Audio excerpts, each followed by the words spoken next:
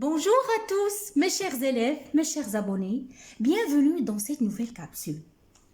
Lorsque vous vous sentez fatigué ou vous en manquez de l'énergie, qu'est-ce que vous prenez, mes chers élèves? Vous en avez besoin? Effectivement, comme vous voyez sur la photo, de la vitamine C. Donc aujourd'hui, je vais vous parler de la vitamine C. S'il y a bien une vitamine qui donne la forme à notre corps, c'est la vitamine C. Il fait partie des 13 vitamines dont notre corps a besoin pour bien fonctionner. Vous devez le connaître, mes chers élèves. La vitamine C, il protège notre corps des substances toxiques qui viennent de l'extérieur, titre d'exemple la pollution, aussi de substances toxiques que notre corps produit et autres fonctions qu'on va découvrir tous ensemble les bienfaits de cette vitamine magique que je vais nommer la reine des vitamines. Soyez avec moi. À tout à l'heure.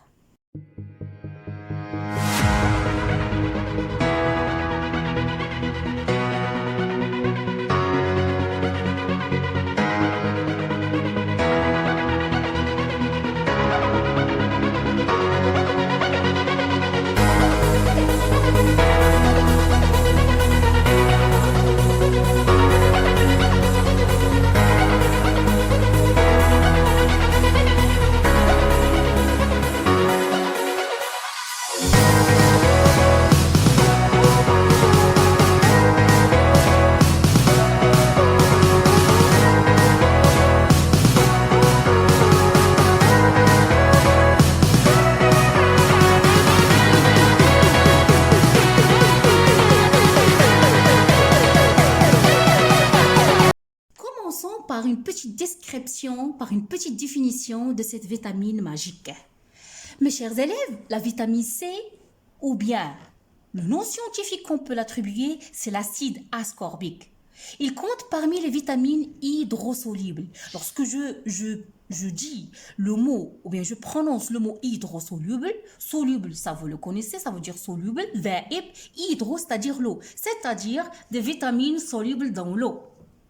Il doit son nom à la maladie qu'il prévient, que je vais nommer le scorbut. En arabe, vous allez trouver le terme d'al-hafr, une affection autrefois fréquente chez les marins qui n'avaient pas accès aux végétaux frais au cours de leur longue expédition. Ce que vous devez retenir, que la vitamine C, on peut la nommer acide ascorbique, le manque de la vitamine C conduit à une maladie appelée le scorbut.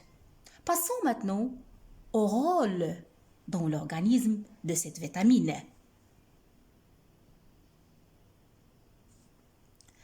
La vitamine C, mes chers étudiants, mes chers élèves, mes chers abonnés, il a une action antioxydante.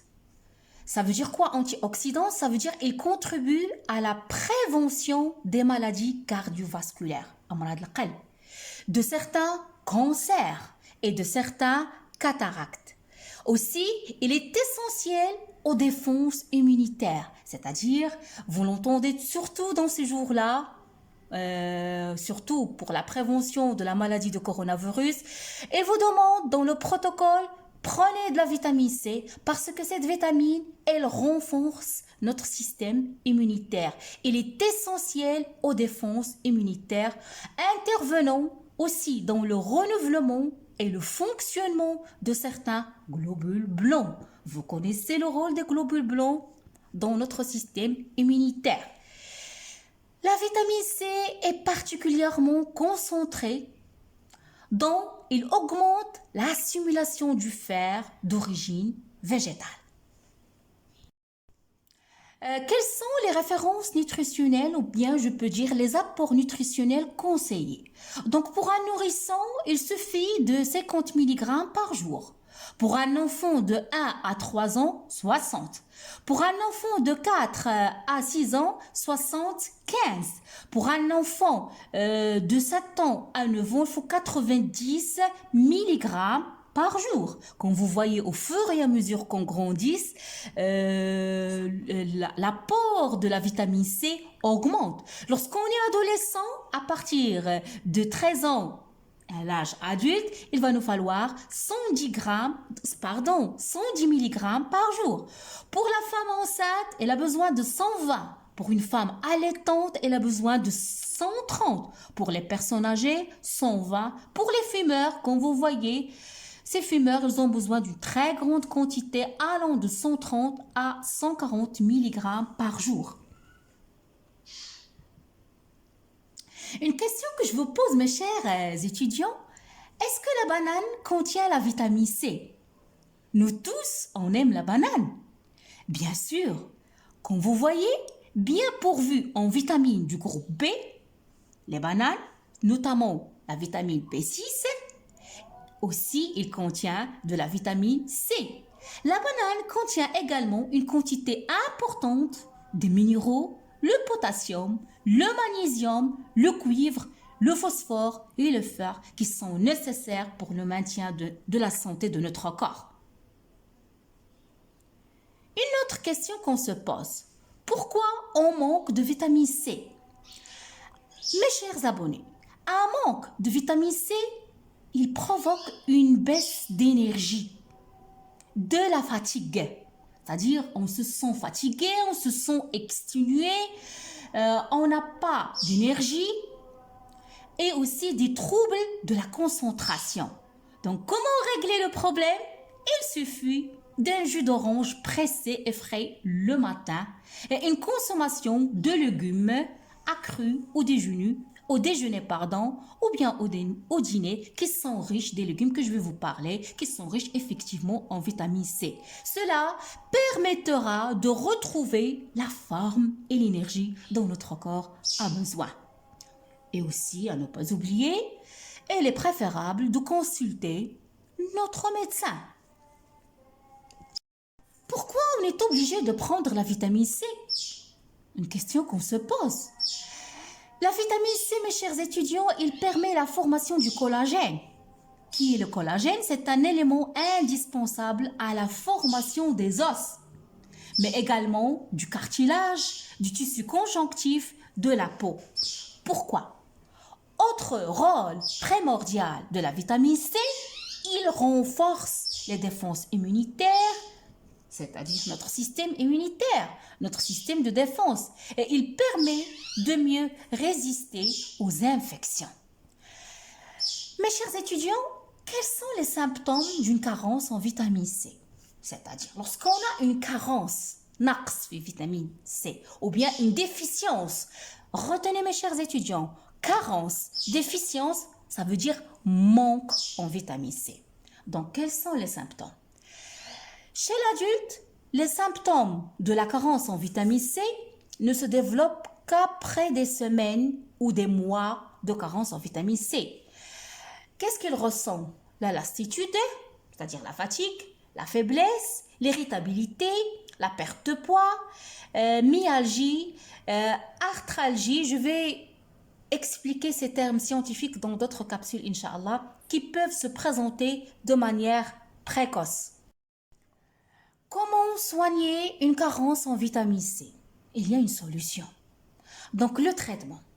En cas de carence en vitamine C, le mieux est d'avoir recours aux comprimés dosés qu'on boit. Oui, chaque matin, on boit des comprimés effervescents qu'on met dans un verre d'eau et on boit à 50 mg précise selon certains docteurs d'Hervaux. Le traitement est à prendre le matin ou avant midi, mais pas dans l'après-midi.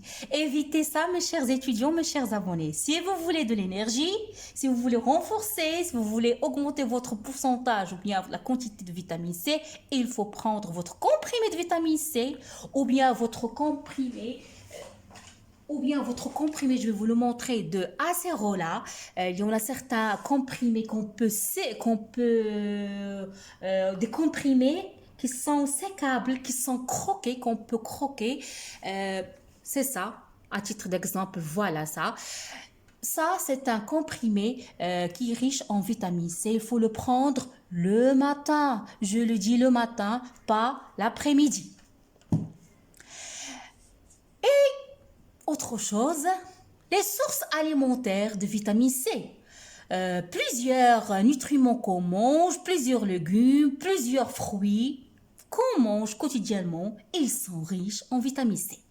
La vitamine C se trouve uniquement dans les fruits, dans les légumes, dans les châtaignes, dans les pommes de terre, le cassis, le kiwi, vous le connaissez, la fraise, les agrumes, à titre d'exemple le citron, l'orange, le poivron, que ce soit le poivron rouge ou bien jaune ou bien vert, les choux, les épinards, donc l'ananas, donc tous ces aliments, ils sont riches en vitamine C, il faut en profiter.